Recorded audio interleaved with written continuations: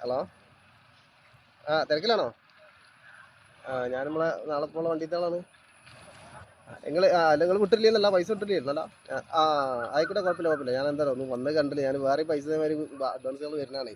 നിങ്ങൾ വിടുകയാണെങ്കിൽ പറയണം, അത്രേ ഉള്ളൂ. ആയിക്കോട്ടെ, ആയിക്കോട്ടെ, കുഴപ്പമില്ല. അഞ്ഞിട്ടില്ലെങ്കിലും പ്രശ്നം ബുദ്ധിമുട്ടൊന്നുമില്ല. ആയിക്കോട്ടെ. നോക്കണ്ട, നമ്മൾ ശനി ഞായർ വെറുതെ കിടക്കില്ലേ.